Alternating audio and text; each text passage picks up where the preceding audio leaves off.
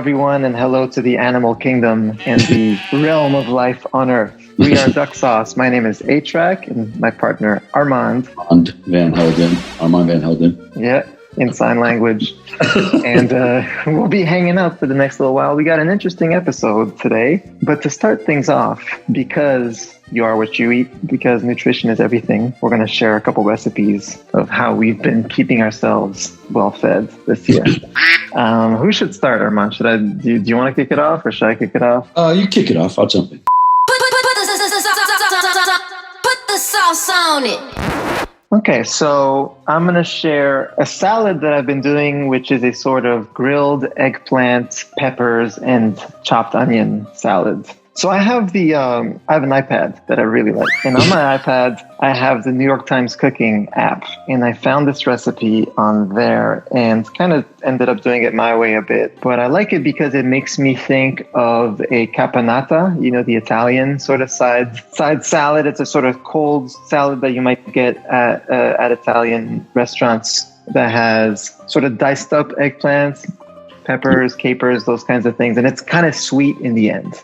So that's what that is. It's sort of my take on that. You can start with either 1 or 2 large eggplants or I'd say 4 small eggplants. Dice them up about 3/4 of an inch to 1 inch cubes. Then you're going to take either 2 medium onions or 1 large onion, dice that up, chop it up, similar size, maybe a little smaller. I'd say like 1 or 2 bell peppers, chop it up again into that sort of 3/4 of an inch chunk. And then it's pretty simple. You can either do this on a grill or you can do this, just on a stovetop pan. But basically you're tossing all these diced up vegetables on there, cooking till they sort of change colors a bit, especially the eggplant. It's pretty easy to tell when it's cooked enough because it gets almost transparent, right? It gets a different color when it's cooked. So you don't want it to be blackened or anything. You just want it to start looking a little oily, transparent. Similar thing with the onion, by the way, it gets a little transparent. Throw everything in a big bowl. Oh, and by the way, I forgot to mention, but you're cooking this in olive oil. And if you need to cook in batches, you can, depending on what you're working with. But once you're done, you toss everything into a bowl. You're probably cooking this for like 6 or 7 minutes or something, and then you should be good with the whole thing. You're going to drizzle this with a couple tablespoons of olive oil, again, red wine vinegar. Then you season with salt and pepper. Throw in a good amount of oregano. That's that sort of Italian taste. If you like capers, I like capers. I add that in there too. That I like. So that's it. That's the salad. Pretty simple, but it's just the kind of dish that it tastes like a part of the world. Yeah, it's that, and I'm partial to the Mediterranean for all kinds of dishes. That's just my comfort zone. Yeah. Okay, so what you got? So first I'll show you this. Oh, because it's like getting all. I pulled it out the freezer. And now it's all turning white. This thing is crazy. Okay, and no soy. We like that too. This thing's crazy though. Yeah. So this is just basically a chunk of fake meat, and it's kind of like hamburger meat. It's like the same thing. It's like a chunk ground of ham. And so what I do is, I make pastas a lot, and I told you in our previous episodes how I use the Rouse sensitive marinara and stuff. So that's going to come back into this because it's a part of the ingredient again. So I'm going to explain how to make basically vegan bolognese. When it comes to bolognese sauce, it's basic sauce. It's Italian farmer food. And by the way, I lived in Italy, and I can tell you that Americans think bolognese is, you get that in Italy anywhere. You do not get bolognese anywhere. Right. The whole time I lived in Italy, there's not spaghetti bolognese on the menu in Italy anywhere. I don't know where it is. I haven't been to that part of Italy. I've never seen it on the menu in Italy. So I believe this is a Americanized Italian thing. Basically, any pasta, noodles is fine.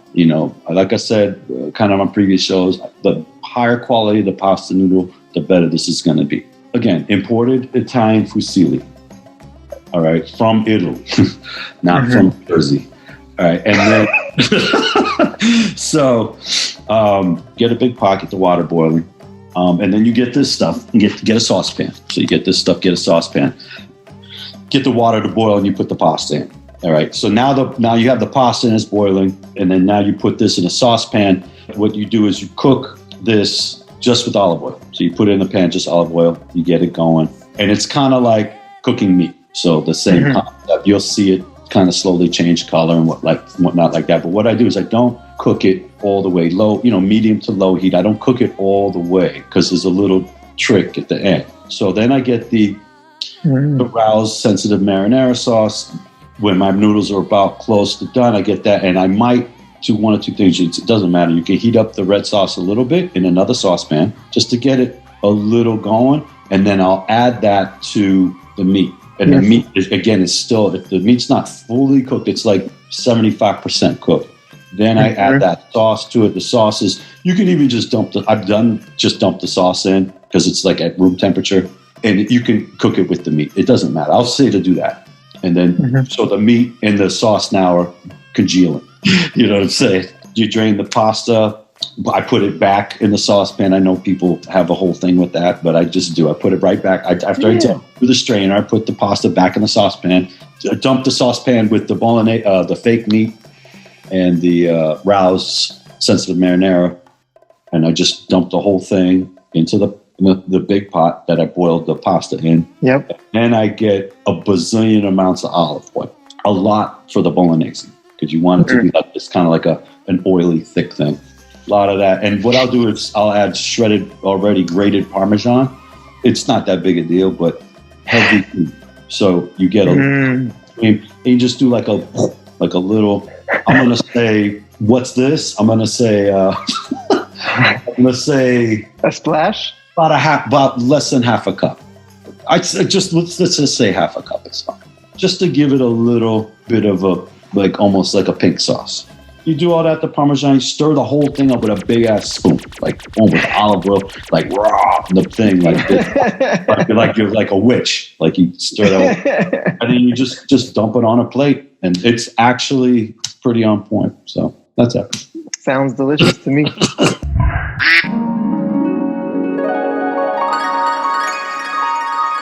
Me and Alana gonna do now our astrology for the week. A-trak is an Aries and I'm an Aquarius. So let's see what we got. This is a week not to ignore your body's needs and rhythms. It's a week not to treat your fatigue like an enemy to defeat, but like a message worth listening to. The world can make it difficult, even impossible, to rest when you need to. You should still try to stop pushing yourself so hard, to stop muscling your way through exhaustion and pain. I like that. Yeah. There's something to be said for doing what feels most natural, slowing down when your feet start to drag, and then rising up loud and bold again once you're ready. Wonderful. Okay, thank you. So I will read Armand's Aquarius horoscope. Armand, normally you value your mind most for its brilliance, for its clarity, for its wild unconventionality. Normally you push yourself to be even smarter, sharper, more original. This week, though, remember that you're allowed to lighten up sometimes, too. You're allowed to create space in your head and in your life for things that are simply beautiful. You're allowed to have thoughts that don't do much of anything at all. Thoughts that don't tread new ground and don't break barriers, but simply give you moments of sweetness, of softness, of relief. You made that up. I'm serious. That's what the stars are saying. It's not me, Armand. It's the stars. I know. No, I like that. That's amazing. Need more of that. That's for sure. I like this. I need to be in the soft space. I want to be in the soft box. Yeah, exactly. All right. So this week for the Duck Talk of Duck Goose, we have an interesting guest. For anyone who might have seen the documentary called Behind the Curve about the Flat Earth movement, Mark Sargent was probably the most prominent guest in that documentary. Other people might know him for his YouTube channel or other interviews he's done, but we're talking to a Flat Earth specialist today. Armand, neither of us subscribe to this belief. Not really, no. But I subscribe to fridge science and pseudoscience. I adore it. It's just fun, and I just love anything that thinks unconventionally. Yeah, I think we both agree that being skeptical is important and unconventional thinking is important, but there's also a level of critical thinking that's important too. We had a pleasant conversation with Mark. I mean, he's a likable guy. I don't think his rationale is always sound, but he's done his homework and knows how to answer a lot of questions. So let's get into it. All right. Cool. Let's enter the flat earth.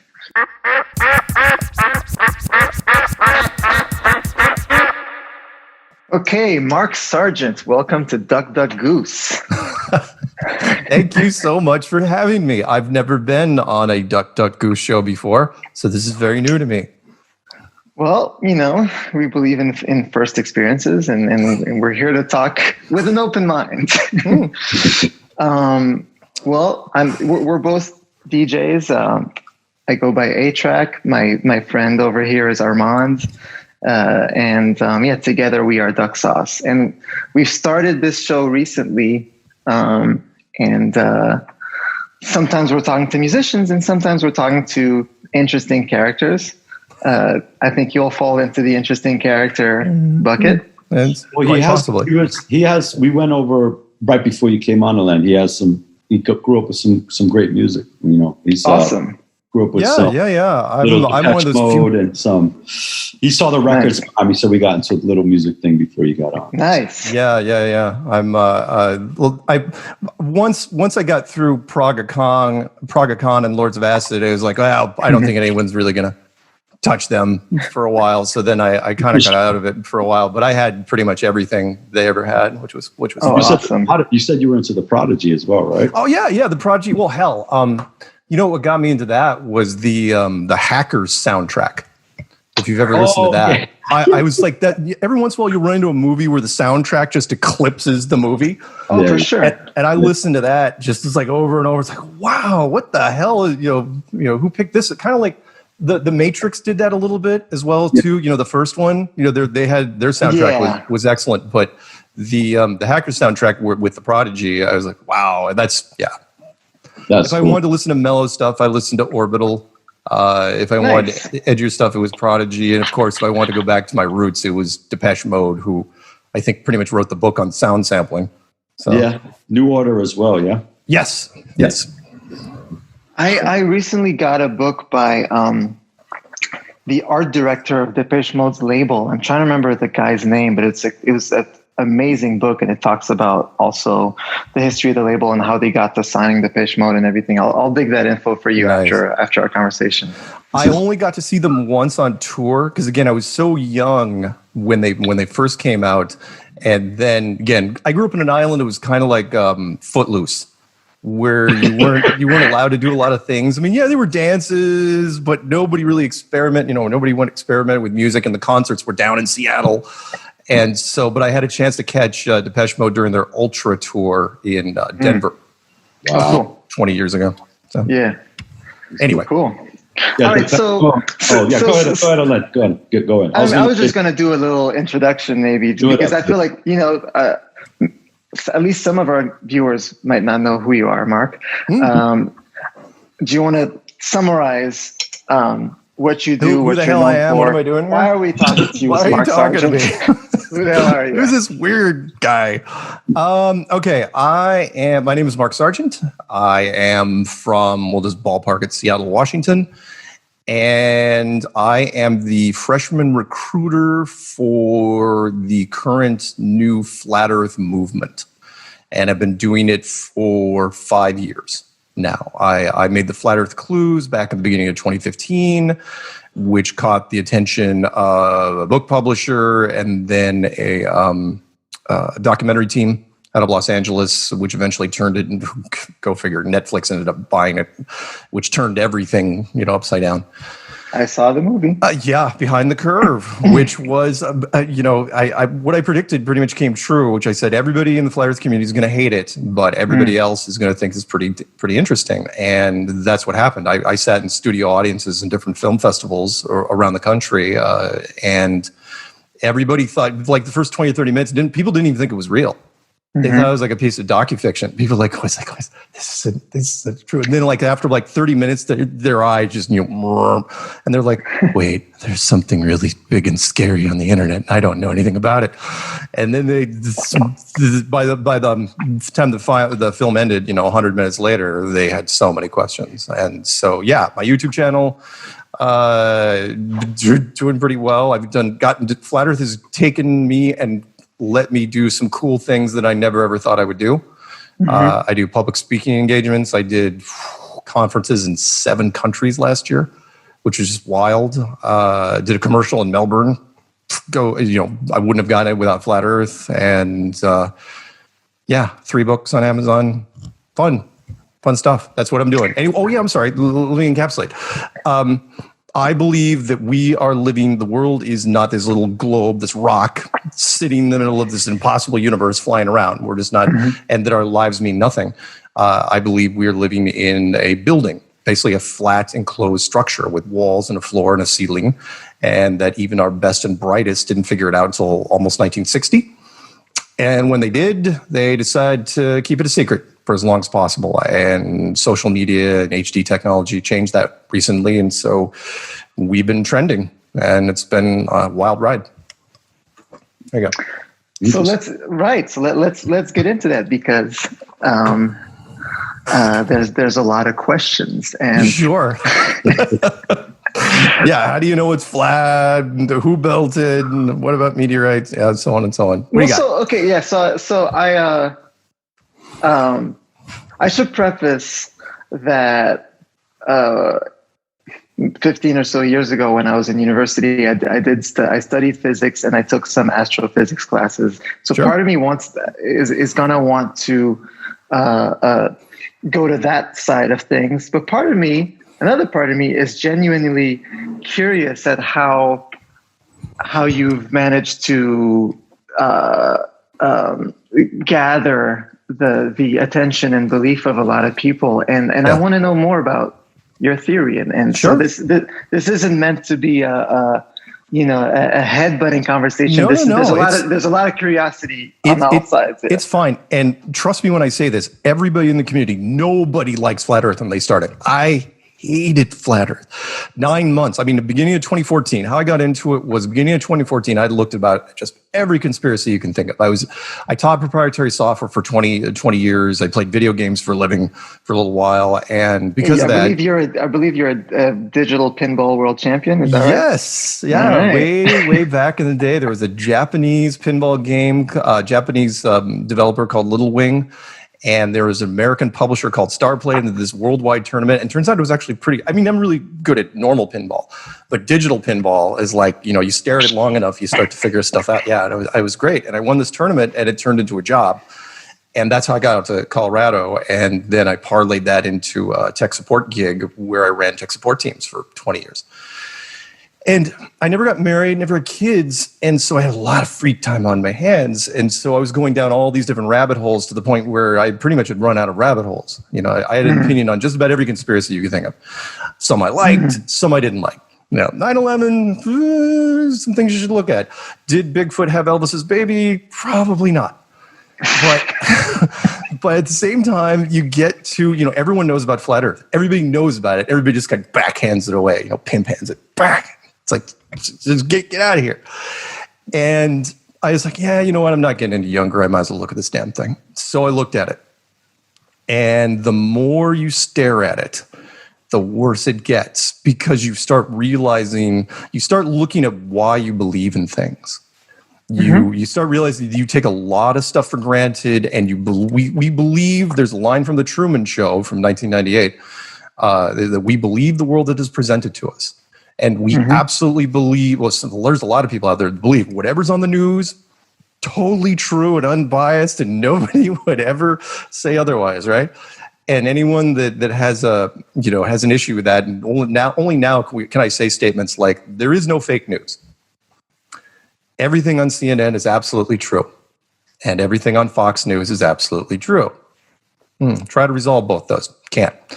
Depending on what political party you are on, you can't do it. So let me get into the why, or the how I got into it. I'll fast forward to a physicist from Georgetown who was contacted by a German television team, and they said, okay, we want you to talk to this physicist, and we want you to give you your 5 best sciencey arguments for the flat Earth.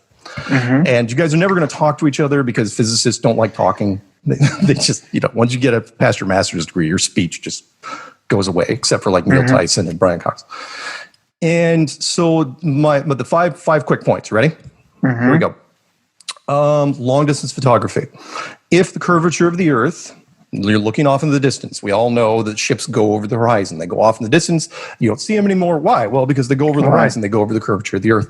Yes. That curve, according to mainstream science, is 8 inches per mile, otherwise known as 8 inches per mile squared, roughly. So anything less than 500, you can use 500 miles. You can use 8 inches per mile squared, which means 10 miles is 10 times 10, which is 100 times 8. 800 inches. So there should be 800 inches of curvature at 10 miles. And it gets worse and worse, because it's a curve. And so at 50 miles, you're looking at about 1,700 feet of curvature. Problem with that, and the reason why the game changed is because of HD technology. Beforehand, the boat would go off in the distance and you could never ever see it again. Well, now, if you have even a remotely decent HD camera, you can zoom off in the distance and you can pull that boat back into frame perfectly. There is no distortion at all, with HD technology. So, and we can do this with lighthouses, with bodies of land, and it just goes on. And people say, oh, no, it's refraction. I go, really? Because here's a couple oil rigs and just wonderful videos I could send you off of California where you can actually, they're off at like 7, 10 miles. And the amazing part about it is not only is there no curvature in front of it, the horizon is clearly far, far behind it. Well, there's no optical effect that can do that. That can change that. That's number one. Number two. Can I interject a quick question there? Sure. Because you talked about boats, and I think it's interesting. To your knowledge, are there any sailors who believe in the flat Earth? Yeah. I've got a whole list of Navy guys, as a matter of fact. My first subject matter expert, and you can look at, there's a playlist on my channel. Channel's called just Mark Sargent. You can type in Flat Earth Mark, you'll find it. Yeah. There's a subject matter, in fact, hang on. If I go into playlists. Because sailors really understand the geometry of the Earth. And yeah, they used to. A lot of what we know about the movement of the stars comes from telescopes. And in a lot of cases, it's hard for me to imagine that a sailor would believe in the flat Earth, considering that a lot of what we figured out through centuries came from their findings. Good point. And you're right, but a lot of it was assumed. That's, why do you believe what you believe? In fact, let me backtrack just a minute. There's a quote by George Orwell, the creator of 1984. Right? And he wrote this in 1946, I believe. And he said, it's interesting. He wasn't a flat earther, but he said, if you go to anybody on the street and you ask them, how do they know the world is a globe? They immediately will knee-jerk and say, what are you talking about? We know. It is known, Game of Thrones. It is known. It's a given, like in algebra. And then you push them on and you say, really? How do you know? And everyone starts getting upset because all of a sudden they realize that it wasn't that they knew the Earth was a globe. They were told it was a globe. And there's a very, very big difference. Remember, this was in 1946. NASA wasn't even founded until 1958. So how did everybody in the world know it was a globe in 1946? Because you just put those toys in every classroom. Just put that model. That's all you have to do is put that model in a classroom. It's the most amazing positive reinforcement. But back to your ship guy. The first guy that ever came to me, in fact, the playlist is called Flat Earth Testimony Shows by Subject Matter Experts. First guy was a 10-year Sparrow missile system trainer for the United States Navy. He called me up out of the blue, completely unsolicited. And he goes, okay, here's the deal. He goes, we can target ships with a 2-degree beam radar at 50 nautical miles. We can see them with infrared at night, and we can hit them. He goes, this missile system does not work unless we can paint the target. So we paint the target with a complete straight line. He goes, we're blowing these targets up. He goes, but that's impossible because at 50 nautical miles, that's 2,000 feet of curvature. He goes, how are we seeing these targets? How are we lining up with them? And he goes, not only that, he goes, he talked to all his other friends that were firing all sorts of other weapon systems, which ended up calling me. And they said, there is no firing solution in any weapon system whatsoever that accounts for the curvature of the Earth or the rotation of the Earth, otherwise known as the Coriolis effect. Never, ever happens. And I know every once in a while you'll see a sniper, on CNN and say, oh, yeah, I had to account for the curvature. It's like, really? Because I got howitzer guys, tank guys, rocket guys firing 10 times those distances. Are you saying that you don't believe Coriolis is a real physical force? Coriolis, which is due to the rotation of the planet, and it explains why hurricanes, spin a certain way, why water drains in different directions on two hemispheres. The water drains in different directions. Absolute myth. There's a wonderful, wonderful video. Actually, I do know that part of that is the force of gravity is too strong for the water to always drain the same way. But Coriolis does explain why hurricanes spin in the direction that they do. There might be something there, but it doesn't. The Coriolis effect, we never see it in firing solutions, but the Coriolis effect, how can it affect hurricanes? I mean, I know they tell you that, but how can it do it? If there's a wonderful video, a huge YouTube channel out there called Smarter Every Day. I don't know if you've ever seen this guy. And he did a simultaneous test in the United States and Australia using a kid's wading pool. He wasn't going to do toilets or sinks or anything. It's like a kid's wading pool with a center drain, and made sure the water was absolutely dead calm and made sure not to disturb it. So he used food coloring dots instead of boats, popped them simultaneously, double simultask. And at no point, he goes, the turn was so gradual, so amazingly gradual, it might as well not even be there at all. He goes, so I don't know how this myth started, but it was brilliant. Anyway, let's go to the next one. No, the next one this one will be right up your alley, and I'm sure you'll have a comment on it, which is gravity versus the vacuum of space. Okay. So, what's stronger, gravity or the power of a vacuum? A lot of people say gravity. I say no, it's a vacuum all day long. The vacuum will win all day long. If you take a soda and you're using a straw to suck it out of a glass, how are you doing that? Well, because of the vacuum force you're creating with your mouth. If you created a second floor above you, whatever it is, you turned it into a vacuum chamber, just a simple vacuum chamber, put a valve right above it, and you popped it, what would happen? It would be instant. It would be violent. The pressure would equalize. It's not like the movies, where you get a little hole. It's like, oh, we only got 2 minutes of air left. No, everybody dies. The Hollywood writers just completely embellish that. The end of Aliens, where Ripley's like climbing up the ladder and there's things flying past her. No, the alien's dead. She's dead. The kid's dead. They're all dead.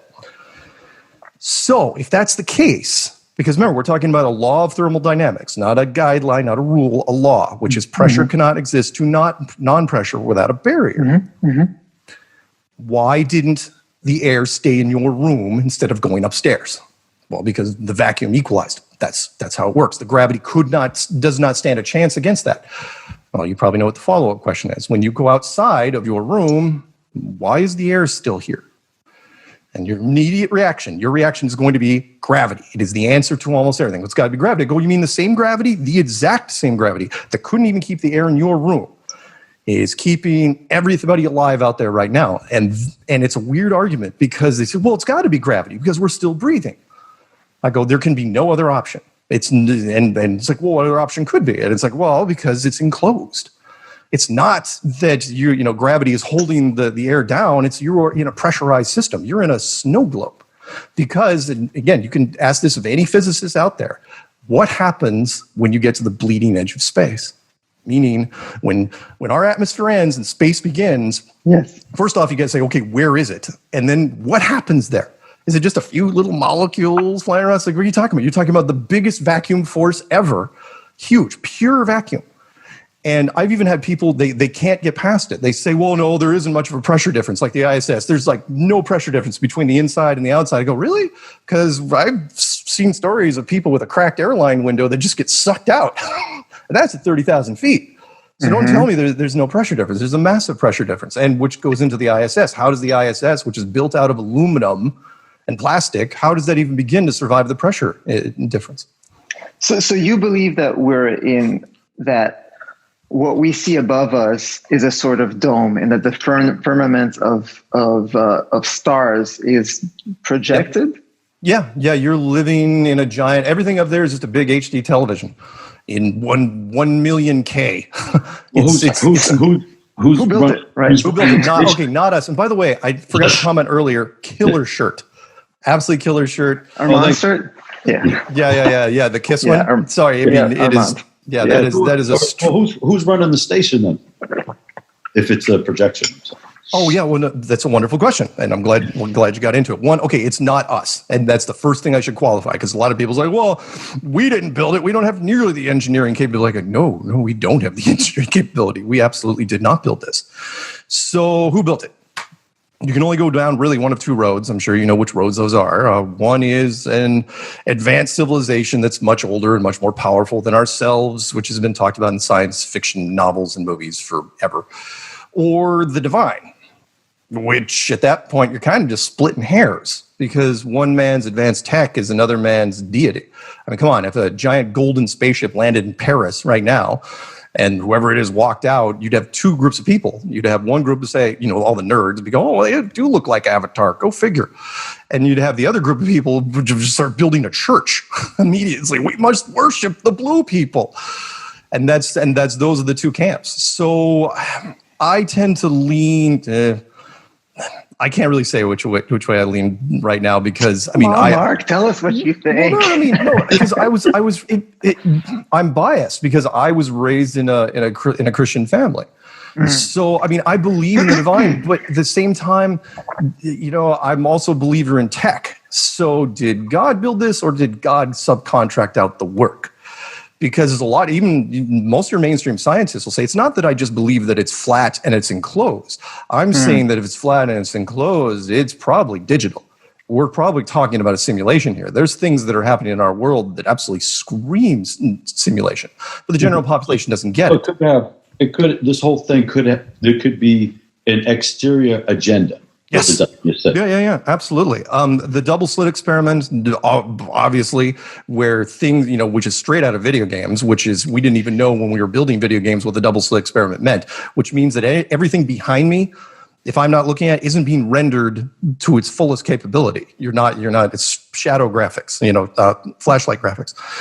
Look up stuff like neuroscience and free will. That's a bizarre experiment where the computers can basically tell that you're making a decision 8 seconds before you even consciously make that decision. So you always say, okay, you think of a number, right? And you say 3, right? No, you think, wow, I thought of 3. 3 is, that's the first time it conjured up in your mind. No, the computer saw that you chose a number 8 seconds ago, which screams predestination. So yes, sorry, short answer to your question. Yes, everything up in the sky is just a giant ornamental clock that predates language.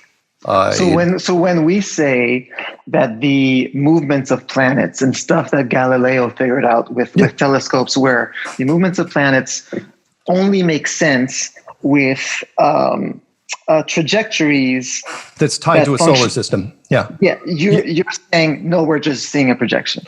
It's still a projection. Well, no, that's a good question.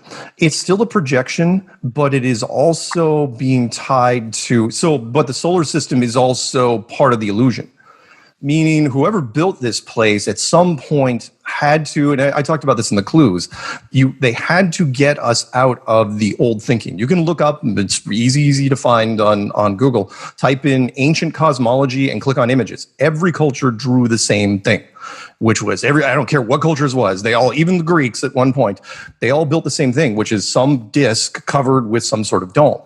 And then that changed, because if you don't change that, if you're the builders, the creators of this place, if you don't change that, eventually people are going to start looking for it. So the most clever way is to just tell people there is no edge. There's nothing to look for. You can go round and round all day long. You're never ever going to find it. So most 99% of the people are like, okay, they just took it for granted. And so, and they had to do it before the Industrial Revolution took off. Because remember, the most interesting stuff we've done has been the last 500 years. And once the internal combustion engine was built, that's when everything changed. That's when everybody just started exploring all these different areas. And that's when the governments of the United States and Soviet Union figured it out in 1960. And they said, yeah, we're not telling anybody. And to your follow-up question, which is why not tell people? I'm sure somebody's like, why not tell people, right? I have other questions, but yeah. Okay. Sure, let's do that one. Because civilization was built, it's not what the powers that be would have to gain, it's what they would lose. By 1960, our civilization was pretty much established, right? Everything was built, the concrete had hardened. If you try to change that, you're creating massive chaos. Education, oh my God, everything with an ology at the end of it has to be rebuilt from the ground up.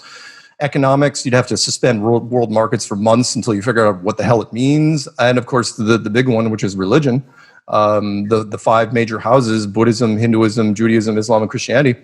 You're giving them leverage against science simultaneously. I mean, it's could be potential bedlam. And so they said in 1960, it was an easy choice to make. They said, nope, we're not telling anybody. We may figure out a way to tell people down the road, but there is no reason why anyone should know. There you go. I think part of what's tricky with these kinds of conversations, to be perfectly honest, is I do believe that some of the governments have lied to people, especially in eras like the 50s and 60s, sure. Right? Like we know that the CIA did drug experiments on patients and MK Ultra and that kind of stuff. Right. But I think there's a level of what I will call critical thought where John Q. Public, like any of the three of us, decides to question some of these things, and questioning things is important, right? And not believing everything we're taught is important. But there's a point where our sort of duty, our civic duty, in a sense, is to do the diligence and figure out this is. I believe this part was a lie. I believe this part was true. Right. So, but okay, there's a few things that I thought of as you were talking. Okay. One, I'm curious, again, with regards to this incredible planetarium projection dome thing where you claim that we see the stars and their movements and shooting stars and eclipses and whatever else. So do you believe in history? Do you believe that the ancient Greeks existed? How far do you go back? Yeah. Well, that's a whole nother conspiracy, but yes, I do. I want to know when this projection screen was built. Oh God. It probably is. It's not when it was built. It was what civilization was the first to inhabit it. So you want to get into some of the bigger strokes. I do not think we are the first people to rent this apartment by a long shot. Remember, our unbroken history only goes back like 5,000 years. But we know full well, I mean, just look at some of any seasons of Ancient Aliens, how many different civilizations are out there. The sunken cities off of Japan, the sunken cities off of India, the Bosnian pyramids, the real pyramids, Puma Punku, that weird place in Iran. I mean, there's all sorts of stuff that say that there were civilizations before us.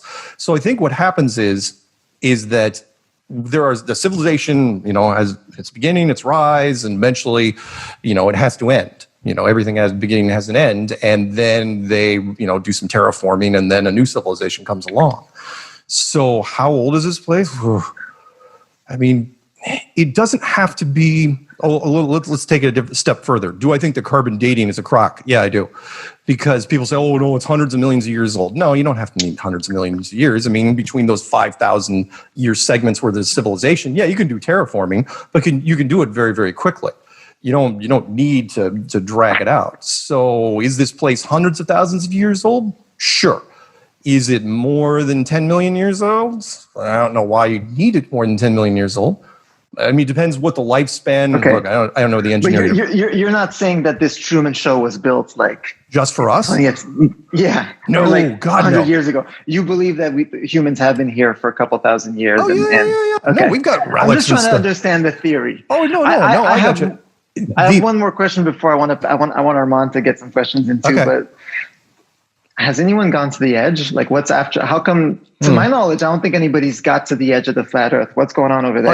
I think the military did back in. And you can look it up. There's the wonderful video. There's a lot of things to look up. Yeah, There's some wonderful stuff out there.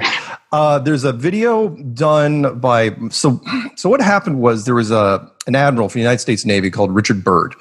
Youngest admiral in the history of the United States Navy. This is the Hollow Earth story. Yes, right? he was. Yeah, and that's how I got into this because I was looking at Hollow Earth, and I was going, and you'd think because the legend that he was the first one to fly to the North Pole in 1926 before Charles Lindbergh, and supposedly there was this journey to the center of the Earth type scenario where he's flying around. It's like, oh my God, it's it's a whole other world in there, some sort of Hollow Earth scenario, and you would have thought he would have kept going back. That's the part that bugged me. I was going, oh, well, there's got to be a follow-up to this, right? And I know that Charles Lindbergh, there was a follow-up where he supposedly went up there, but that ended badly. We won't get into that right now.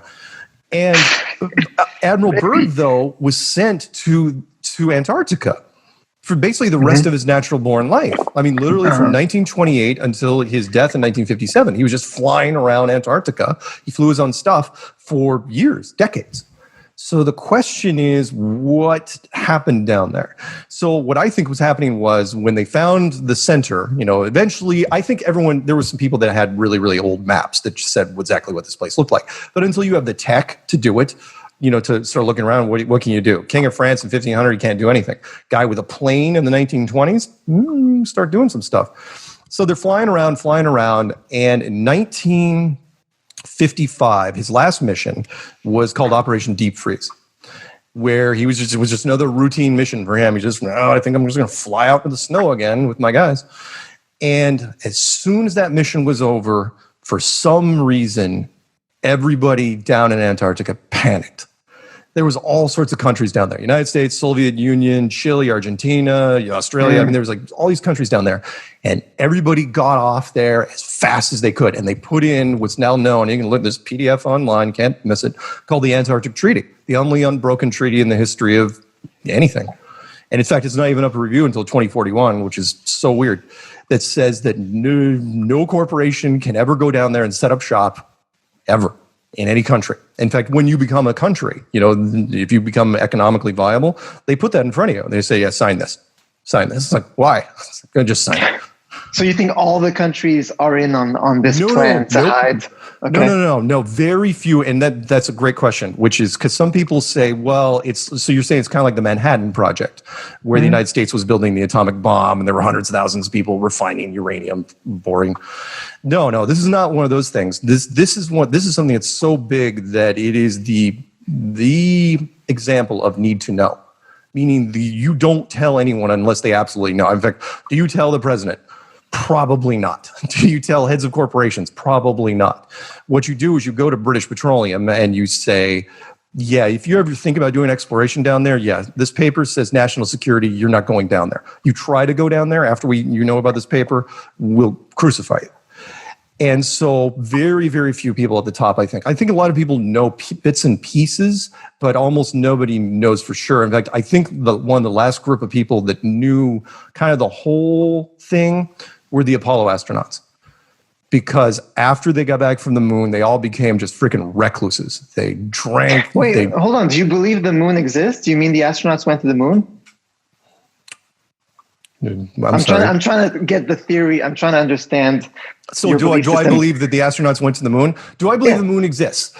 As an image, yes. As a three-dimensional object, maybe. Did they land on it? Not a chance in hell. In fact, here, do you believe the moon is a spherical object up on top, or you're just not sure? I'm just trying to get the whole theory. No, I got you. Here, let me send this thing to your guy here real fast. So this is just a single image from, he should have it right about now. So just a single image from Apollo 12. I'm not even going to look at it. I've got it memorized. But you guys can pull it up on screen or do whatever you want with it. So is it a two-dimensional or three-dimensional object? I don't know. Because not for sure. Because when you go to a planetarium, do you see the moon up there? Yes. Does it look spherical? Yes. Can you land on it? No. Why not? Well, because it's just an image. So it could be just an image. I doubt if it's completely, solid at this point. But anyway, so this image right here, this is an image from Apollo 12, right? Just a basic little image from Apollo 12. The longer you stare at it, the worse it gets, because there are so many things wrong with this shot. I'll just give you 3. Ready? I won't even cover the fact that there's no stars in the background, because everyone will say, people say, well, it's an exposure setting. Fine, I don't care. Fine. You want the stars in the background thing, I don't care. First thing would be, if you know anything about photography, one light source, the shadows go in. How many directions? 1. Yeah, how many directions do you see on that shot right there? At least 4. So the point is that shadows can only, on down here where we are right now, you go outside, the sun, supposedly 9 million miles away, the shadows always go parallel. They will never intersect ever. In that shot, the shadows are going to intersect. That can only happen in I got one. What about the light of the Earth? If you believe that there's a separate moon. The sun is lighting up the Earth, so why you're on the moon? The moon the Earth wouldn't be bright enough. As a matter of fact, the astronauts that's a good question. No one's ever thrown that one at me before, which is, you're absolutely right, except that that NASA was really good about saying, oh, no, it's this small little dull blue dot. They didn't really highlight it at all. It wasn't glowing in the slightest. But no, it's not bad. But no, there's only you can see it in the shot. Good. Yeah, it's good. You can see the light source behind them. They can only happen if that light source is local, meaning it is really, really close, 30 yards, if that. Second one in that shot is you see tons of footprints. Footprints, they're all over the place, right? Because they're walking in this nice powdery ash, which is weird. It's like, how deep does it go? I don't know. No one ever showed up with a shovel to even ask. It's like, apparently it's only that deep. Well, all those footprints are there, but when you look at the capsule, there's that giant blast nozzle right there. There's nothing underneath. There's no blast crater. There's no splay pattern. It's like it was just set there. I mean, this thing has 10,000 pounds of thrust, and it should have just blown ash everywhere. It should have gone down to bare rock, and there's nothing. It's literally like somebody just put it there. You could get more of a blast by taking a handful of sand and blowing into it than what was underneath that thing. I explain it. Nobody has any idea. If you're into engineering at all, this is one of my favorites. Is that satellite dish you see there? Right? That wonderfully, splayed out satellite dish. That's a 1969 VHF transmitter. This is not classified information, right? It's battery powered. 1969 batteries. It has a range on a good day of maybe 50 miles. And that's Morse code. And this thing was supposedly pumping out 10 frames of color video a second, plus perfect two-way communication with no distortion whatsoever over 250,000 miles through the Van Allen radiation belts? No, it's beyond ludicrous. But the average person, the reason why they got away with all those things, and there's more on there, but we don't have time. The reason they get away with it is the average person, at least in the United States, I can't really speak for other countries, we were pushed through the education system learning just the bare minimum and not, nothing else. It's like you just want to get them through it to you. We want them smart enough so they can drive a car, go to work, nothing else. We teach them almost nothing about physics, engineering, chemistry, and this year, microbiology and all sorts of other stuff. People don't know. I mean, the spacesuit, for example, the spacesuit you see there and people are walking around, right? Well, a spacesuit has a really big problem. As a challenge I put out for 3 years, it's like, tell me what magical thing is in that backpack of that spacesuit that stops the vacuum of space. Tell me why that spacesuit doesn't turn into a basketball. No one can explain it. And the reasoning was brilliant because people don't know anything about physics. And so I agree with you on that, but people are not taught enough. They aren't. They absolutely are not taught enough. And I get it. When you're building an empire, you don't want people too intelligent. I get that. But they believe anything that they're told. And so in this case, it's like, oh, yeah, show them all these things. They're not going to question it because it's on TV. So there you go. So, no, the movie's aged horribly. That leads into something that me personally, I love pseudoscience, fringe science, whatever you want to call it. I'm personally a big fan of it, mainly because that it, like you just have science, you have academia, you have science, and it stays. It's a structure, it's a system that's built. So people, in a sense, like a 6-year-old has a better thought on the whys of the world. The questionability of everything, then I feel, a veteran professor in a science field, because that something gets lost in the process. I do believe that, and especially through just colleges and universities and the system. And I get why it's built. It's built to make sure that we want to prove this as fact. So they go, when you come up with something, it has to go through a rigorous process of everybody that's in your field for them to basically, they're out there to prove you wrong. And that's that. I get it, and that's fine. But I feel like something's lost in that process. What do you think? So my question to you is that, do you feel that, like, I just feel like through our history, through the history of humanity in terms of discoveries, that most of the big things that have made us completely do a turn from the way we see reality were the people that weren't necessarily from the field. They weren't from academia. They were fringe scientists in a sense. Absolutely. Mad scientists in their scientists are locked in. They can't escape. In fact, I've had people come to me and say, yeah, I like your stuff, but there's no way I can talk about this, because let's face it, especially nowadays, if you get your master's degree or higher in a physical science, you've spent a lot of money and a lot of time. I mean, if you have a PhD, and it's all about the goal. I've got friends that are PhDs, and when you get to that level, it's all about the community. It's all about being published, and you do not want, and you will do anything to not be ostracized from that group. So other professions, I've got pilots and engineers and stuff like that. Yeah, I've got people coming to me.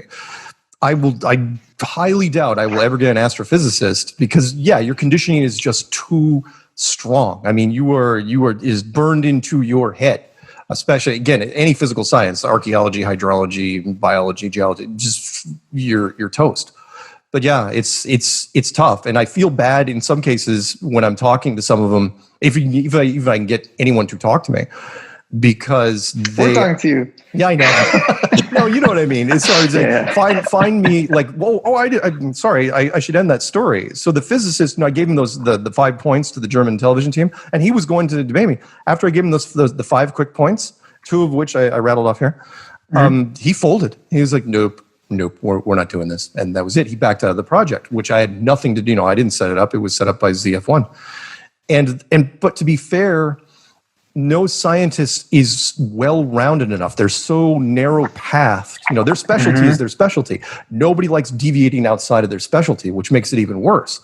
So if I ask them a question about gravity versus the vacuum of space, they might be able to address it. Long distance photography? No. The temperature in the moon? No. The Van Allen belts? Maybe. It really depends on their field. So to find, and the flat Earth groups, we shotgun it. We fire off all sorts of different things at them, and when they kind of get overwhelmed, they look. It's like by the time they look at just half a dozen to 10 of them, they're like, "Yeah, I probably shouldn't." Plus, if you're a physicist, do you really want to be that guy? Do you really want to be that guy that gets into a flat Earth? Because treat it like a boxing analogy, where if you don't knock out flat Earth in the first round, they're not looking at flat Earth anymore. They're looking at you. And they're going, why is he still standing? What the hell are you doing wrong? You don't want to be that. You don't want to be that guy. So, right. Sorry, I ramble. No, it's good. So, certain elements of what you're saying might be hard to disprove. For example, the sky projection thing, right? Sure. Like someone could say, I'm sure people have come at you and said, what about eclipses? Because eclipses are predicted according to the geometry of the stars. Oh, yeah. And they make sense with a solar system. So I'm sure you could just say, no, it's all a projection. And so it's hard to disprove that, the same way that I could sit here and tell you, hey, Mark, guess what? I'm a lizard. How do you disprove that? Like there's certain things that are just but you're absolutely right. You've been on a plane, right? Yes. You have. You went to Australia. You went to 7 countries last year. Yeah. Are you telling me that when you look out the window of a plane that you don't see a curvature? I got something for you. Hang on 1 second. You will like this. I don't know if you can play. I have a couple of airplane questions because as DJs, both of us, Armand and I, we've both flown a lot. So I have a few airplane questions for you. So I'll give you I'll send your guy. So there's 2 things I sent Sammy. In fact, okay. I just sent him a third, which is Neil Tyson. Okay, so the first thing I sent him was, how science can get it wrong, and that was just the when you said, when science has a consensus, yes. and so I sent you the fish, which is the coelacanth fish. Love this one, which is every scientist in the world, every single one that was tied to this field in every way said, there's the fossil record. That fish is dead. He's been dead for at least 75 million years. Mm-hmm. Well, then the second shot. Basically, they caught one in a net off of Madagascar and then Mozambique and South Africa, and then National Geographic did a special with them. Yeah. So how did science get it absolutely 100% put in a certificate you can frame wrong? Because they made the giant squid too. The giant squid was a myth. The giant panda was a myth. Science is often wrong. I agree with you. Science is often wrong. It is, and that's one of the things that bugs me about science is like, it's absolutely wrong, and then all of a sudden the fish shows up. It's like, or you could say science is absolutely right until it's proven wrong. And then Yeah. I agree with that. I just don't agree that the Earth is flat, but it's okay. We're talking. We're having a conversation. So what about on the plane? Let's talk about. I'll give you the airplane. So I've had people literally tell me they've seen the curvature from an airplane, from a balloon, from a mountaintop, and you'd be amazed how many people that have told me they can see it from the beach, not forward and back, but side to side. It's like a body of water. It can absolutely see the curve. It's like, really, you can. That's when I send out Neil deGrasse Tyson, he's the most popular scientist in the world. He's one of the, I guess, he's basically a science jack in the box. That's all he does. He goes on stage. He is a cross between Bill Cosby and Sinbad, and he's got great stage performance. I mean, he is. He got tons of charisma. He can go out there. Very charismatic. And he does a little song and dance. It's like science, right? That's what he does. Great. Good for you. The problem is sometimes he gets into trouble. And you guys remember the Red Bull jump from some years ago? Yeah. All right, perfect, right? Red Bull jump. They go up to take a balloon up to 130,000 feet, and the guy jumps out. There's all sorts of wonderful images of this severe curvature, of him jumping out 130,000 feet. Oh, wait, the guy that jumped he's an Austrian guy? Felix Baumgartner. Yeah. Yeah, he was a DJ. He was a DJ? Wasn't he? Yeah. Felix I don't know. I know that some guy went like was a DJ back in the day. Like, wouldn't surprise me. That would be like. I think he was a DJ. Well, they have the same. I think he was a DJ. All right. Maybe, why not? I mean, I don't know what he does in his normal life. Anyway, so at 130,000 feet, he jumps off and he says, "Oh, it's severe curvature," and all these images, severe curvature. But they use this fisheye lens, which is a peephole lens, and it's just way exaggerated. So Neil Tyson goes on stage. It's a wonderful video. Seriously, I highly recommend it. It's very, very short. Where he goes on stage and he's making fun of this jump. And he's going, look, he said it's scientifically dishonest because at 130,000 feet, you can't see the curvature. And he's very explicit about this. He goes, you absolutely cannot see it. He goes, that stuff is flat. That's a big problem because that's 130,000 feet, which, the curvature should be very much exaggerated if you can see it from an airplane, if you can see it from a balloon.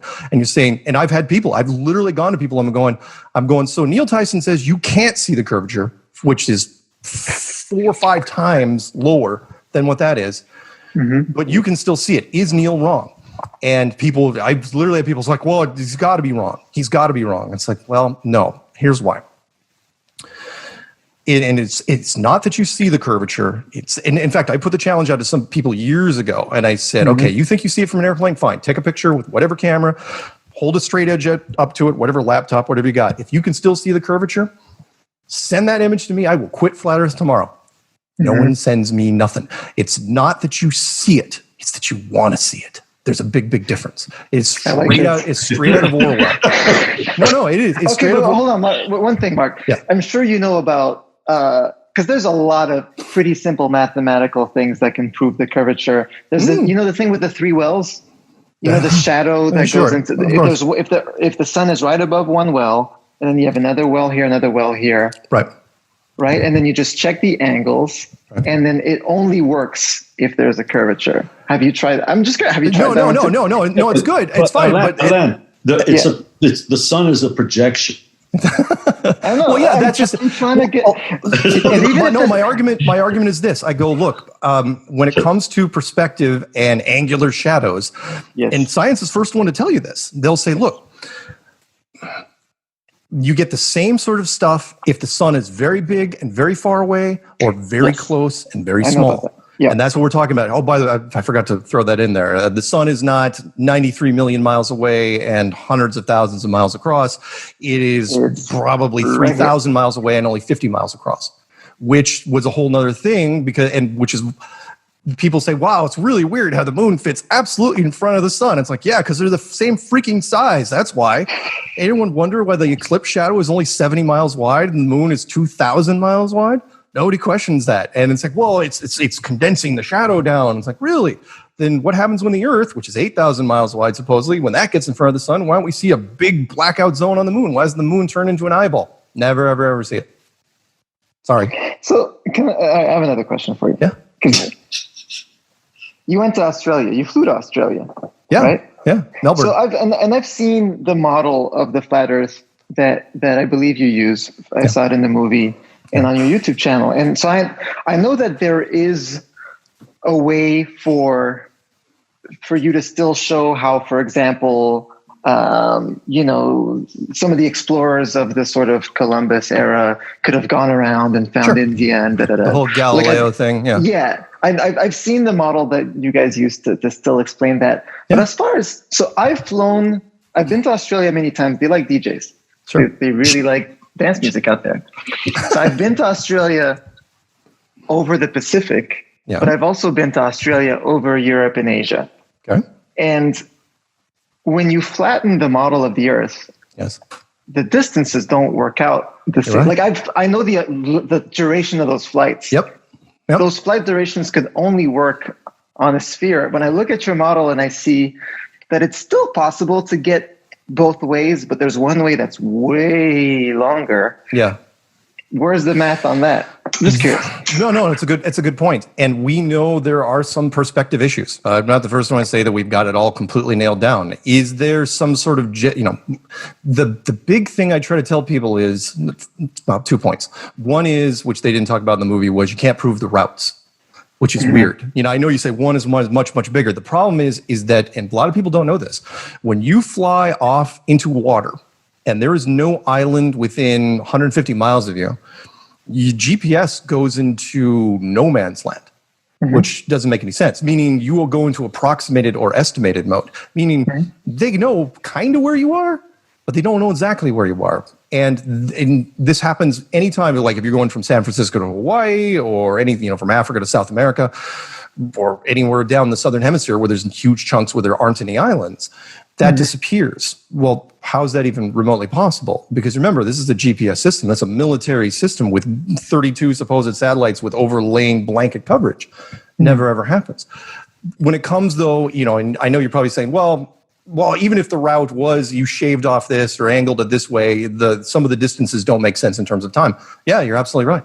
Is there a jet stream issue we don't know about? Possibly. Are they using some of the jet streams, the really, really fast jet streams, to their advantage, and the plane is flying faster than it should be? Very, very possible, because it wouldn't be going against the engineering tolerances. Okay, all right, but see, with what you're saying there, with all due respect, I think we're entering in a territory where the way science should work is exploring things, doing tests, and when everything converges to a theory, you start believing the theory is right. With the way that you are rationalizing the ways that the routes could work, where perhaps the planes start going really fast, you already know your goal, where you're going to go to, and you're trying to find the solution to get to that goal. That's not really objective research. I'm glad that you mentioned that, because we got to take a shot at everything, especially in my case. I wasn't even going to make these videos unless I had some sort of potential answer for just about anything. Yeah, you're equipped. I like this. This is like playing ping pong. I like it. I've done this for a little while, but when it comes to to give you a perfect example, it's not that science doesn't do the same sort of thing, which is why when I was doing the clues, I used the core of the Earth question. When everybody knows this, right? And that is, you see the globe, and you see the cutaway, and it's red and orange and yellow and white. We've seen these drawings, right? Supposedly 4,000 miles to the core of the Earth. How do you know that? What's the deepest hole ever drilled? Well, it's got to be like 3,000 miles, right? 2, 1, 100, 10. You know what the deepest hole ever drilled is? It's 8 miles. That's it. 8 miles. They've never been able to breach it. That's 12 kilometers. Can we try to drill a hole to under the flat Earth? And can we get together and try to get to the other that's side? a great question. No. Which is. Let me follow up with that, which is because people say, well, what's under the flat Earth? How thick is the flat Earth? I'm going, how thick is the Earth? Because you can't drill past 8 miles. So how the hell are you telling me what's down there? It's like, well, we've got seismic. If you look in the fine print of any scientific manual, especially in geology, they'll say, we basically are just speculating based on volcanoes. But nobody, the Russians tried for years, the Germans tried for years. You can't get past 8 miles. Why not? Who knows? But the bigger question is, why are you showing us the core of the Earth if you haven't been only drilling past 8 miles? Meaning science took this huge leap. It didn't even occur to you. Deductions. Yeah. Deductions based on what? By the way, very true that science is totally taking the leap on what's down past 8 miles. They actually have no idea. They don't. Yeah. They don't have That is a maybe fact. there's a rave. Maybe there's a big party down there, a big rave. Well, but and not only that, and not only are they showing you that, but it's like, oh, here's what the core of Neptune looks like, and the core of Pluto. It's like, you haven't even claimed to have landed on those. What are you doing? And again, science, I don't want to pick on them too much, but they make leaps of faith as much as anybody else does. And the difference is what's happened nowadays is that if you're wearing a lab coat, you get instant credibility out there. We've seen this year, that's for sure. If you're wearing a lab coat, you can pretty much say anything you want, and the press will mirror that, which is why Bill Nye, you guys know who he is? Bill Nye, science guy? Good guy. Science guy, right? Right? Good guy. People, it's like, oh, I felt so bad. I was being interviewed by these women, and one of these women literally had him at her wedding, right? Mm-hmm. And I said, he's not a scientist. He's got a bachelor's in mechanical. He's a freaking comedian from Seattle. I go, he started literally with a Seattle comedy troupe. What happened was, though, one of the producers said, yeah, you know what? You have these angular features, put you in a lab coat, and we'll have you doing science. Disney makes a little thing of it, syndicates it, and next thing you know, he's on Mars rover panels. He's on physics forums. He's on all sorts of stuff. It's like, what the hell? And I talked to producers. I'm going, why is he on camera so much? And they said, well, because he looks like a freaking scientist. Well, I agree with you that the celebrity system and the authority we give to recognizable faces is wrong. But, there's only 4 guys in the world of physics right now that anyone knows: Neil Tyson, Brian Cox from England, Michio Kaku from Japan, and Bill Nye, who should not be even in that group. As someone who studied physics, that saddens me. I agree that that's not how things work. There's always anyway, go ahead. I know Armand had some other questions too. I just got a couple of things, not too much. Well, one thing that has struck me in the conversation that we're having now is that, like, I read also a lot of very strange esoteric books, and I do my own kind of research and come up with fringe theories and just wild ideas myself. Sure. And what's it based in? Not much, but it's just wild little things I feel from the gut mixed in with books that I read. So, but the interesting thing that's come to light talking to you about, the flat Earth thing in a sense is that, so me personally, I don't believe in flat Earth. Just so you know, I just feel like. But I do actually really like the way of how you're talking about the concept of that this thing is, in a sense, could be a constructed reality, right? Like, it is. So I have no doubt. We're born here in this sense. When you're born on Earth, whether it's flat or round, doesn't matter. Yeah. You're born here. You're in a sense, you're endowed with your senses. So sight, hearing, whatever. And we base our reality off those senses. Right. So, it's interesting to me that you, in a sense, I agree with you a lot on that concept that we may be in it in a certain theater for the senses, in a sense where there are possibly where physics doesn't work in other dimensional states that are a part of this universe that we have no concept of even understanding, because we are, in a sense, trapped in something. Yeah. You see what I'm saying? And that part of your theory to me is very sound to me, because a lot of things that I have read in my days has been how much the wool has been pulled over our eyes in general, and literally over our eyes, because if you think about it, what you see, you deem as reality, the way a chemical reaction or whatever the case, you go, oh, that must be a fact. But it's just built on something you were endowed with on this planet as a sense. Yeah. But who's to say if there's other beings, who's to say they even have these senses? Maybe they have a totally different story. Yeah. Completely different than this reality. Yeah. Totally not based on any of these rules or anything that we see or smell, taste, hear, you name it. Yeah. So that part of your thing is interesting. Yeah, and thanks for that. Human beings are really susceptible to simulations. I'll give you a quick example. When you're stopped at a stoplight, you're in traffic, and you're zoning out for a second, and you see this on trains and planes, but in cars as well. And all of a sudden, the car next to you is moving, and you're wondering, is he moving, or did I take my foot off the brake? For a second, you're like, oh, crap, right? And human beings are, which is why flight simulators and everything at Disneyland and Disney World works so well. one of the things I loved so much was, if you remember, not The Matrix, but the one that ran parallel to it, The 13th Floor, which was I haven't based. seen that. Oh, you gotta check it out if you get a chance. 1998, 99. I think it was still best German movies. 99. You saw it, Armand? I did. I barely remember it. He saw it. It's based on a 1975 German movie. The Germans did it in the 70s called World on a Wire, which was based on an original book from the 60s called Simulacron 3, Simulacron Simulation. And the whole premise was that as we were, because we're trying to aspire to do it now. I mean, every entertainment company would love to create immersive virtual reality. The problem is once you do it, as you're building it, you start realizing, you start questioning what's around you. And that's what, we've seen in physics. Again, the double slit experiment. It's like, why are the same graphics techniques that we're employing in games, why is that happening around us now? And science is like, they still won't answer. It's like, well, it's science. It's like, because it's repeatable? That's why it's science? It's freaking magic. And you're not, go ahead. What about the gyroscope thing that even comes up in Behind the Curve in the movie? The idea that with the rotation of the Earth... Right. 15 degrees. Yeah, 15 degrees per hour. Right. And yeah. So in the movie that no one was able to disprove that. So actually that question doesn't. Most people don't even ask that question. I'm really amazed you did, because most people don't understand it anyway.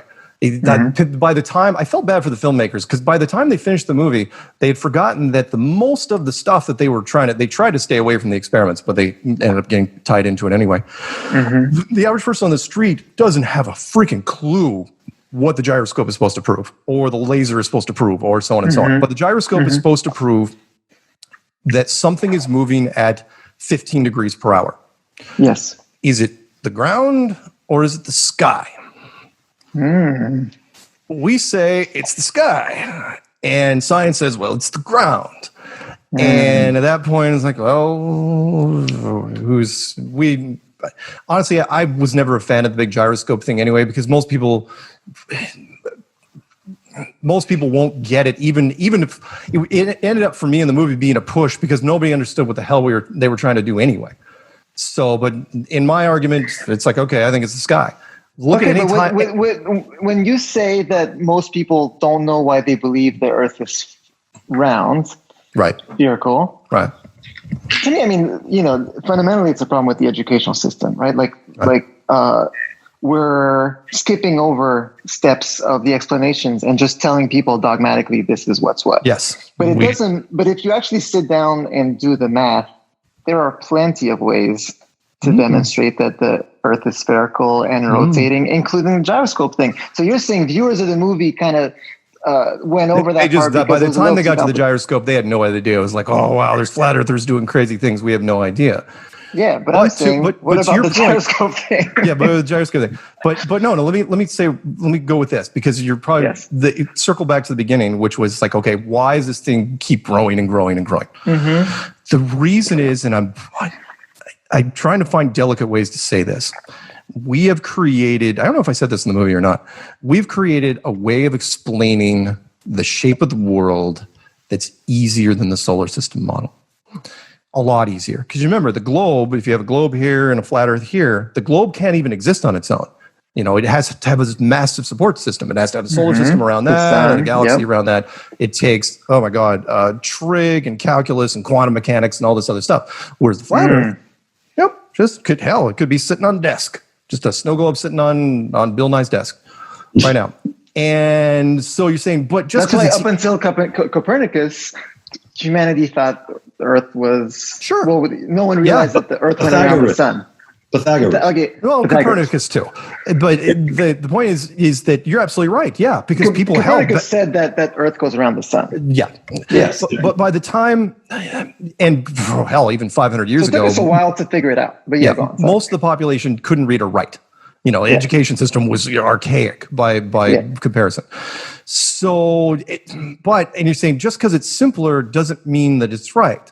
Right. No, it doesn't. However, I'll use the art of war line, which is people are like water. They always take the path of least resistance. It's a nice way of saying that people are lazy. If it's easier, we agree on that. it's easier, they will. I mean, come on. I deliberately don't send texts because I think we lost something in the process. But it's emotionally easier to send texts. I mean, there's entire relationships that are born, cradle to grave through texting.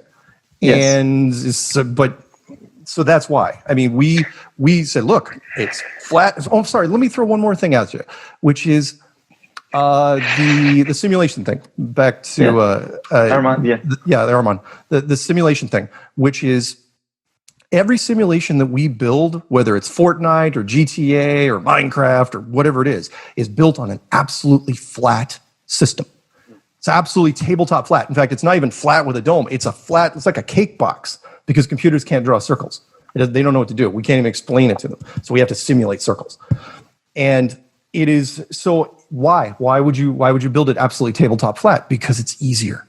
And the player is never going to know anyway.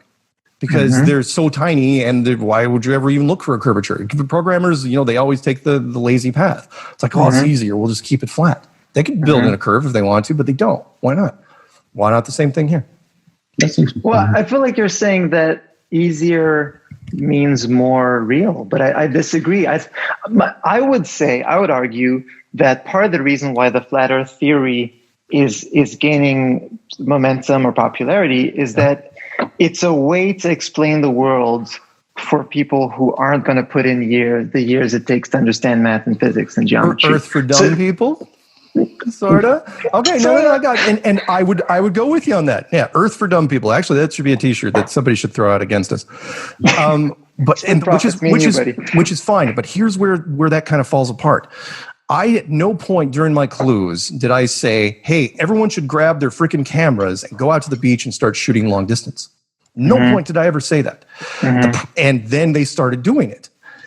Well, and that's what that whole 8 inches per mile square, that was not me. So these people are convincing themselves, and who am I to argue with them? It's like, look, in fact, they came back at me. My initial model actually had a few ripples in it, because it was kind of like a roulette table. By the way, people said, never ever say the word roulette table because all the numbers of the roulette table add up to 666. I thought they were kidding. They're absolutely right. Go figure. But they said, no, it's tabletop flat. And I go, really? And they go, yeah. And people just started sending me videos of all these objects they were shooting off the distance. So granted, our other explanations are fairly simple, but when you have people going out there looking for the curve, remember, everybody hates flat Earth. They keep trying to disprove it. If they're shooting off of the distance, hoping to see a curve, and they're not seeing it, what do you think is going to happen? But it's a problem of scale, and part of the reason why astrophysics is such a tough topic to even study is that our brain has a hard time visualizing things at the scale necessary to understand planets. Yes, you're absolutely right. The term light year is absolutely meaningless, actually, in terms of numbers. Most people don't even know light year is a distance. People think it's a duration. There you go. But you're right. When it comes to straight up astrophysics, which actually helps. It's really tough to grasp your head around it. But Terra, down here, numbers are much more manageable. And again, we didn't come up with a freaking formula. So numbers are manageable here the same way that Newtonian physics work in our referential system. And it took hundreds of years to get to Einstein and to get to someone to say, actually, when you get close to the speed of light, these rules don't work anymore in relativity. Right. So we can understand the world around us, the tangible world and the physical world in our scale of size, things that are a couple feet or a couple miles long. But beyond that, it's hard for the human mind to comprehend without years of school. Agreed. Only thing I can tell you is that a lot of people that never finished even their bachelor's started shooting objects. Again, far and away the number one proof, because it's so easy to do. Because remember, water is absolutely level. Is go off to a beach and shoot something, whether it be a lighthouse or a plot of land or a boat or whatever it is. In fact, I'll send you another couple of videos. Not right now, but we've done tons of experiments. Everything from mirrors to lasers to just infinite amounts of different cameras. You name it, we've done it. I have a sort of more general question for you. Sure. And we can wrap up soon if you want. Okay. But part of what's interesting I think for all of us here with the topic of flat Earth is I feel like in recent years, flat Earth as even a general topic and the idea of questioning something that's been, assumed to be real for so long, I feel like flat Earth became synonymous with skepticism in general, right? And it's become a sort of rallying point for people who don't want to just believe as fact what they're taught at school or by mainstream media. It's become a sort of counter, right? And it's a thing that people rally around if they're skeptical in general. I think skepticism is super important. I think all discoveries come from skepticism. Right. But I'm curious to know a little bit more about your concept of who's the they, and like when did mainstream media start? Has there been a conspiracy for centuries of people trying to keep us in the dark? And I have a follow-up question to this, but even for this part, lizard people, which you may or may not be a part of. Yeah, maybe a lizard. No. When it comes to the they, you could ask just about it. Let me backtrack just a second because, you're right. When you get into flat Earth, and somebody asked me this recently, and it's like, I feel a little guilty. In fact, somebody said, are we responsible for what the hell's happening in the United States right now? And I'm going, hopefully not. If you can get your head around flat Earth, yes, you all of a sudden revisit just about every single conspiracy that you ever were on the fence of before. Because why wouldn't you? It's like, well, if the Earth is a problem, then everything could be a problem. It's like, holy smokes, the lizard people. Who is the highest food chain? The food chain. I joke about that, and I say you could ask any conspiracy person, give you your top 20 groups. Right, whether it be the Illuminati, the Bilderbergs, the Rothschilds, the CFR, the Trilateral, the Vatican, some Jewish cabal, the Masons, blah blah blah blah blah. Who's highest on the pecking order? Right? People have no idea, and that's the brilliance of it. Because true power, and I can't remember who coined this. True power stays hidden. Is the curse of being the puppet master. You can't be the puppet master and the puppet. You can't be in the spotlight and control it because. The saying is you never want to put yourself in a position where you can be overthrown. If people know who you are, you can be overthrown. Kings, queens, presidents, dictators, they can all be overthrown. The true people, out of the X-Files, the smoking man meetings, they don't have... The what? The Majestic 12, yeah. There you go. They don't have... they may be 12, but you don't know who they are. People's like, it's Gates and it's Bezos. It's like, no, those guys are new money. Whoever these people are, they are really, really. I mean, I would think even the newer money of them would be the Rothschilds that cornered the entire British stock market, and back in the early 1800s. They'd be very, very. We're not going to get into Rothschild theories on this conversation. But when it comes to the high, but even they are just players in the game. So who's maybe at the top? Maybe I'm 400 years old and disprove that. Maybe I'm 1,000 years old. Prove me wrong. Maybe I pulled the strings. No. Being in flat Earth, I can't shoot down any theories like I used to, and that's both a good and a bad thing. Beforehand, it'd be like lizard people, get the hell out of here. But now, I mean, I've literally had friends come at me. When they say the entire royal family are lizards. And I come back, and then they say, "What are you into?" I go, "I'm in flat Earth." And they go, "Get out of here!" It's like, what? Did you tell me the lizard thing? Right. So the follow up to that is this takes us very close to anti-science and to COVID even. Dun, dun, dun. I'm very curious, Mark, as we're sitting here having this conversation. Do you believe that the pandemic is real? Do you think COVID's a real thing? Do I believe there is something out there? Yes, I do. Do I think that they should have closed 160 countries for it? No. The reason I have never seen hysteria over something that seems so mild by comparison. The line I like to give people, because look, we're on month 8 as of today, I think. And that is, you look at your cell phone, right? I don't know how many contacts. I don't have a lot of contacts on my cell phone, but you might have a lot of contacts on your cell phone. Have you had to delete anyone on your cell phone because they died of this? Actually, I have delete. They're gone. They're dead. First of all, I don't delete the numbers of people who are dead. No, it's a personal choice. I have friends who have passed, and that's a just a vibe question. But I actually have many friends who have had COVID. One of whom was very close to death and had double pneumonia for 2 months. And I have many friends whose parents have died from COVID. Wow, you would be the rare exception to where. I don't think so. Well, look, the mortality rate. Let me put it in perspective. The mortality rate. I shouldn't even use the word because there are people who argued about that term. The death rate was initially advertised when we started this thing as 1%. 1% for the general population, and if you're over a senior citizen, 3%. I mean, that was right out of the gate they were talking about. Mm-hmm. Well, that's a lot of people. That's a huge amount of people. In the United States alone, that would be 3.5 million people. Did we get that? No. Did we get 2 million, 1 million, 500,000? 3.5 million. Do you mean like if everyone in the country? Because the 1% thing is 1% of people who catch COVID, right? And it's not 1% of the population. Which goes against, and I don't want to debate this with you too much because, again, I know it's a whole other thing. But I am curious because this is very current. No, I got you.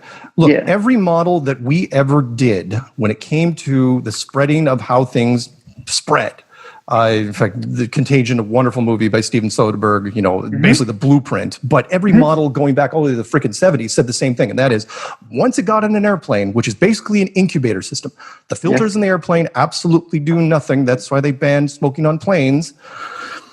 Once it got on an airplane, international flight, basically the whole world gets it in less than a month. It's that fast. Everybody, people get off planes, they get on other planes, they sneeze, they cough, and it spreads very, very, very, very quickly. This was depends on infection rate for each illness. Yeah, but we didn't shut. You gotta remember, we never closed the airports. It goes absolutely against every virus protocol there is. The airports are still open. They never closed. Oh yeah, a lot of people didn't fly international. They closed the borders here and there. But I can get on a plane tomorrow and fly. That's probably why America is doing worse than the rest of the world.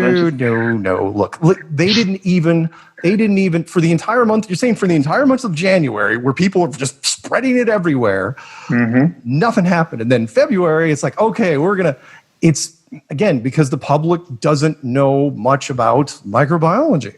It spreads way faster. You can't tell me that only.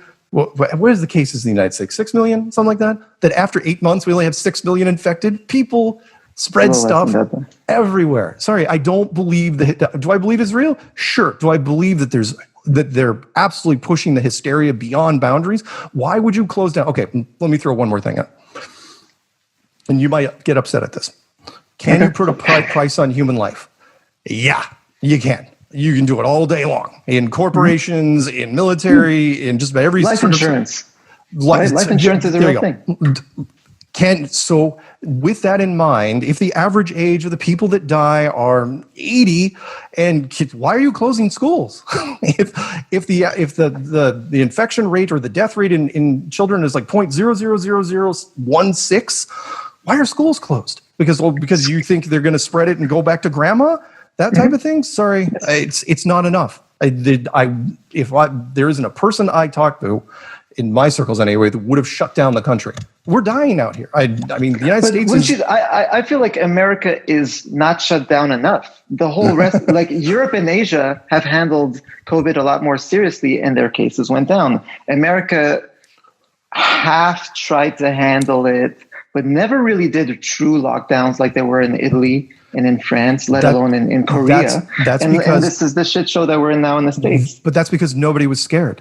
Until the average person on the street, until you have somebody, look, if the death rate is 1%, dead people, you aside, dead people, meaning the guy at the gas station, that person used to be a wait staff, blah, blah, blah, dead people. I have yet to, you're the first person I've run into that knows dead people. To that question, Mark, I would say that there's an inequality in the demographics of people getting infected. And there's racial questions here. Right, I think there's a white privilege question where white people have the luxury of having homes where there's not too many people living together, but certain certain minorities who live in more difficult conditions are piled up in houses or are working in the service industry, and they're getting more in the infections. There's science that's that. That being said, what happened in India? Come on. India should have just basically fallen over dead. I mean, I don't know, but it happened in Brazil. Brazil's the only country that's as bad as the States. Yeah, but even then, the United States, people in the United States will not, unless it hits home. And if you want to say it's a white privilege thing, that's fine. But unless it hits home, I can say something better than that. What? Could be that Americans, our cultural style of dealing with an outbreak like this, Americans have a certain bit of selfish attitude, right? And don't want to put in the work, which would be the sacrifice. Americans are lazy. That is true. Two things. So what it is that's ingrained in our culture. Our culture is kind of like Americans. We are people that, like, if I can take advantage of somebody, I will. So what I'm saying is other countries don't have that in their base. And so when something goes down in their country, they go, we all need to help each other. Yes. Now we need to sacrifice and we need to help each other. Americans are too selfish and individualistic. Yes, exactly. So at this point, is it worth destroying the United States? Remember, it's capitalism. This is our game here. Is it worth destroying the infrastructure almost entirely to save what exactly? Again, can you put a price in human life? Yeah, I can. Well, if we just did this right the first time, put in a sacrifice, let's say a 4-month sacrifice, and then you Canada's still closed. If you believe that, then it should have been done right away. Exactly. But it wasn't. It was said, in 2 weeks we'll be fine. That 2 weeks turned into 2 months, which turns into 6. And all of a sudden, the unemployment benefits run out, and the stock market is an utter lie. The NASDAQ hit record highs. It's like the NASDAQ is nothing. Well, that's because the stock market trades on future business. No. So the stocks are saying, we think that in the next amount of years business will be good, so they're trading. No, sorry. They're buying bonds. Bonds. I did a whole rant on this. Bonds is basically the government writing itself a giant IOU, and pumping money into the system. They've been doing it since 2008. But that's a whole other thing. That's another thing. Anything else I can do for you guys? I think you've given us plenty. Okay. And by the way, I don't hate science, not by a long shot, and I'm not necessarily. And skepticism is part of good science in the big picture. I understand that. But I do question when science decides to take those leaps. Science is corruptible like anybody else. People say that there's only conspiracies, and conspiracies we're willing to look at and ones we're not. It's that comfort zone. We all know there's conspiracies in politics and business and sports and entertainment. And yes, even journalism and science. Science will cut corners for money. Lead paint, lead gasoline, DDT, which is a mosquito thing, and all the versions of DDT, asbestos, which we're still paying for. And of course, doctors and scientists, which said that cigarettes are absolutely fine. So, look, scientists need Porsches too, and man is corruptible. Power corrupts. How's that? Power does corrupt. Power corrupts. Doesn't matter who you are. And so there's a saying I like, which is trust everyone, but count your change. Don't just take it for granted. All right. That's cool. Mark, thank you for giving us your time. Oh, yeah. Thank you, Scott. Yeah, thank you, Mark. Appreciate it. All right. If you need anything else or any resources, let me know. Okay. All right. Great. All right. Cool. Bye, guys. See ya. Bye. Okay, it's cool.